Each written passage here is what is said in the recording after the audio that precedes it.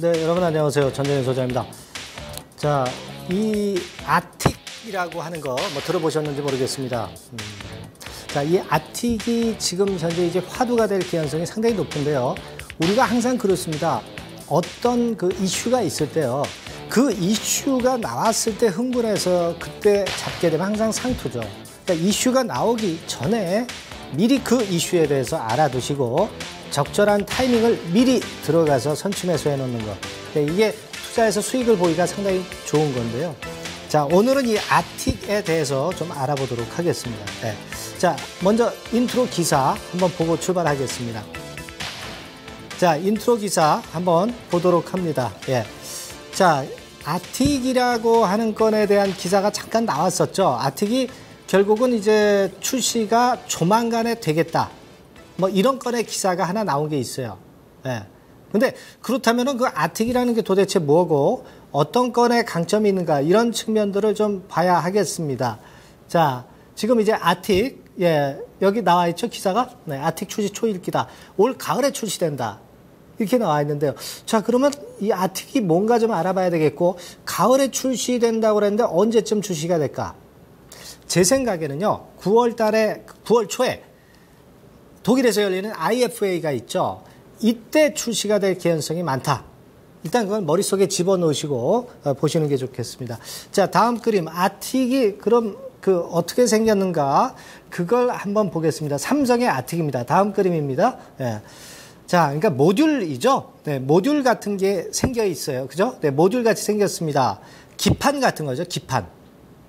기판이라고 보시면 돼요. 그렇죠? 이렇게 세 가지를 지난 5월 달에 이제 출시했어요. 1, 5, 10. 네, 이렇게 버전을 크기별로 출시를 했는데, 말하자면 이제 이런 것들이요.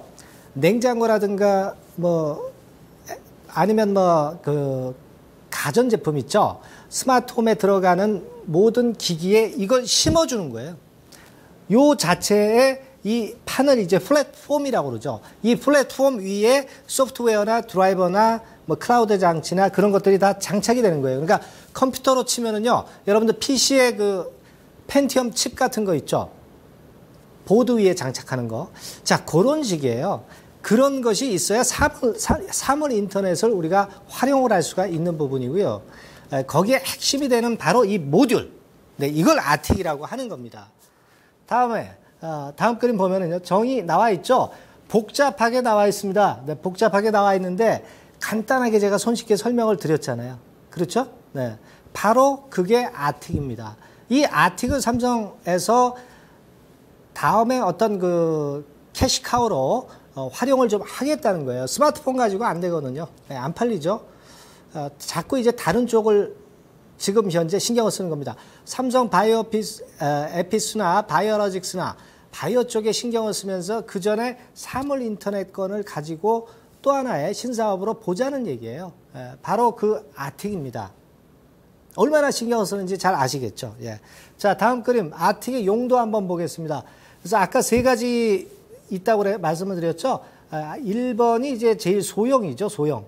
예, 소형이고 중형, 대형. 네, 이렇게 되는데 크기가 그렇게 크지는 않습니다. 되게 헬스케어 쪽이나 산업자동화나 피트니스나 특히 스마트 홈 쪽에 주로 많이 사용을 한다. 이렇게 보시면 될 것 같습니다.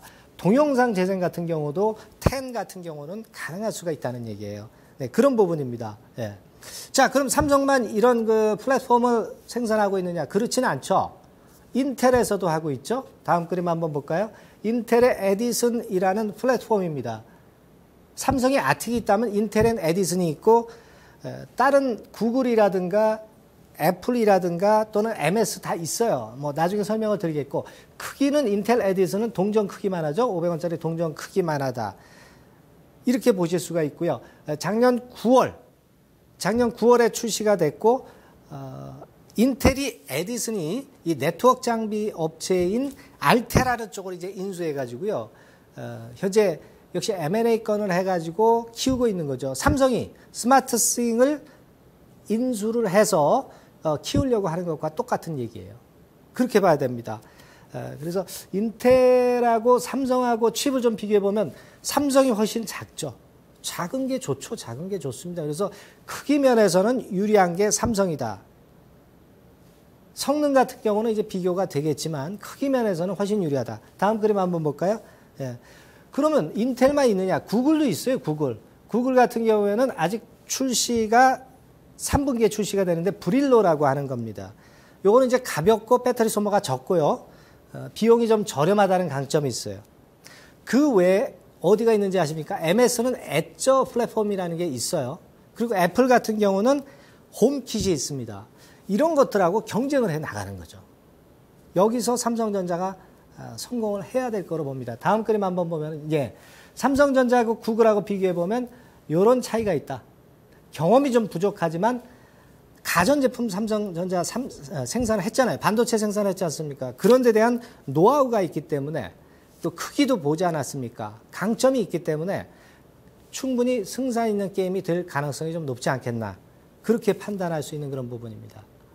그래서 이런 그 강점을 갖고 있다. 특히 그 삼성전자 쪽에서는 아까 말씀을 드렸지만 반도체나 가전 쪽이나 스마트폰이나 카메라 쪽이나 냉장고 쪽에 경험이 있다 이거예요. 경험이 있기 때문에 이런 건을 가지고 충분히 사물 인터넷에서 아틱이라는 플랫폼을 가지고 성공을 할 수 있다는 그런 확신을 가질 수가 있습니다. 그래서 삼성의 야심은요, 2017년까지는 TV에 전부 이 플랫폼을 보급을 하겠다는 거죠. 물론 이제 국내부터 보급을 해서 해외 쪽으로 뻗어나가는 거죠.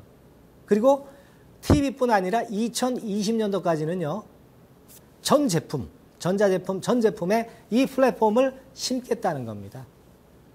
그래서 지금 현재 반도체나 스마트폰에 국한됐던 삼성의 역량을 사물 인터넷 쪽이나 또는 바이오 쪽이나 이런 쪽으로 신사업을 넓혀서 그래서 결국 승자가 되겠다는 게 삼성의 야심이라는 거. 그런 큰 틀을 한번 생각해 보실 필요가 있습니다. 자, 관련주를 한번 좀 보시면은요. 지금 이제 이런 종목들이죠. 뭐 엔텔스나 SNS나 MDS텍, 파이어링크, 알서포트. 파이어링크나 알서포트는 조금 떨어져요. 연관성이. 참고적으로만 볼 필요가 있고 위에 세 종목이 연관성이 제일 많다라고 봐야 되겠고 특히 여기서 이제 탑픽이 되는 것은 엔텔스라고 봐야 돼요. 엔텔스가 통신 솔루션에 있어서 사물 인터넷 이 아틱 플랫폼에 있어서 최선호주다 이렇게 좀 보셔야 되겠고요. 뭐 주가는 뭐 이미 올라와 있습니다만 최강자다. 그 다음이 이제 제가 볼 때는 MDS 테크 정도가 아니냐.